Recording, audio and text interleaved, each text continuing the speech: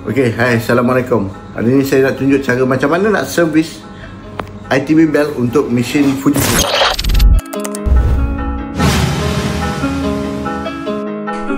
Okay, macam ni dia punya kedudukan. So kita bagi dia berdiri macam ni supaya kita boleh nampak tempat yang boleh buka ni. Ada 2 skru. Kita first buka skru yang ada plate. Ketepikan skru, betul? Yang ni ketepikan.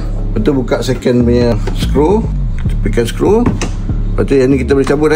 Kalau agak susah, tekan sini sikit. Tekan dan goyang-goyang ni sikit. Sebab dia ada bush, ada bearing.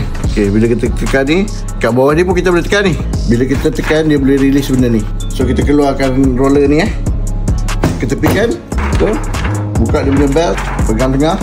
So pegang dia punya body. Okay, dah keluarkan. Tengok roller ni. Nampak? Ni roller ni kotor. Bila kotor, nak cantik, kita keluarkan dia. Pusing macam ni kedudukannya.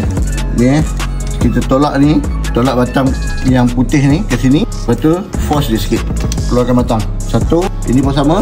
Keluarkan batang. 2, 3, 4. Okey. Nak cuci dia mesti cuci sampai bersih. So elok-eloknya guna sandpaper. Okey, pakai sandpaper koyak sikit je.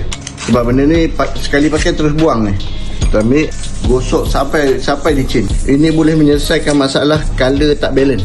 Kalau sebelah kiri color dia light, sebelah kanan color dia gelap, buat benda ni, insyaAllah selesai. So dah bersih. Compare. Dia berkilat dan tak berkilat. Kita cuci 4-4 ni kan. Lepas tu tengok roller ni, pegang. Kalau ada rasa kasar-kasar, gosok je sandpaper. Kedudukan macam ni, bagi dia berdiri. Dah bersih.